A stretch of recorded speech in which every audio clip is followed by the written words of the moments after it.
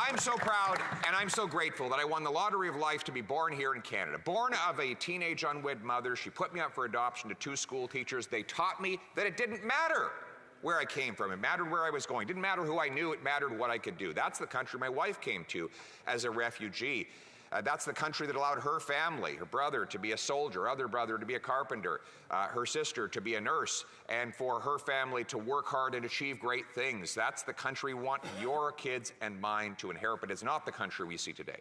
Canada, after 8 years of this Prime Minister, this out-of-touch Prime Minister, is broken. Yes, it is broken. And what we see especially broken is the immigration system, which leaves 1 million immigrants waiting longer than the acceptable wait time to get into Canada.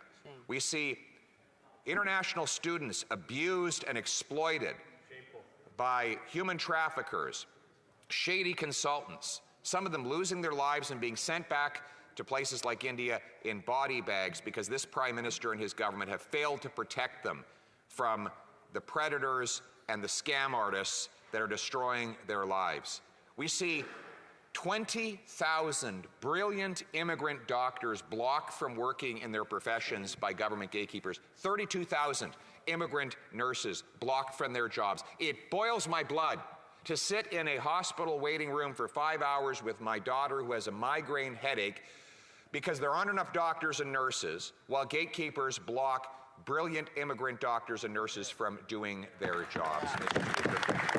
Meanwhile, the Prime Minister gleefully tells us about all the wonderful meetings he's having with mayors about housing and infrastructure. I don't really care about their meetings, Mr. Speaker, because the gatekeepers at municipal governments, the government that this Prime Minister is funding with billions of dollars, are blocking housing construction so that our immigrants, our working class, and our youth cannot get homes. Yes, Mr. Speaker, after 8 years of this Prime Minister, everything is broken. But instead of fixing the basics, he's focused on another grand utopian project, that of his friend Dominic Barton, the multinational CEO, former ambassador to communist China, who helped bring about the opioid crisis that is savaging our working class families, has come up with a bright new idea that he's going to triple our national population to 100 million.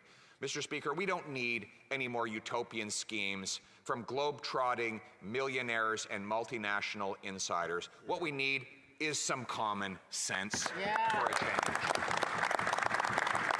So here's our common sense plan to get back to the basics. 1, clear the backlog so that immigrant families can be reunited, so that our farmers and our small businesses can fill jobs that are not for which there is not a Canadian available, and allow our churches, mosques, synagogues, and other nonprofit organizations to sponsor more legitimate refugees, get them language training so that they can learn how to speak French or English, get a job, get working, and get contributing. Speed up work permits for those people that are already here, waiting for their cases to be heard. They might as well be out earning a wage, contributing to the economy. They want to work, let them work. It's common sense, for God's sakes.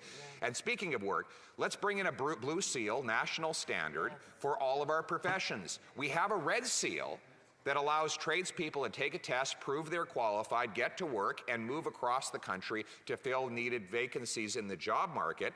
Why don't we have a Blue Seal that will allow foreign-trained nurses, doctors, engineers, and other professionals to prove they're qualified, and within 60 days of applying to work in their field, get a yes or no based on their tested ability, not based on where they come from. More doctors, more nurses, more common sense. Mr. Speaker, this is what I'm saying here. Is let's get back to the basics. Our immigration system was the best in the world 8 years ago. But now we have immigrants who come here and they actually say they want to go back. Because this is not what was promised. I said everything is broken. You know what is broken most of all? The promise. The promise of Canada.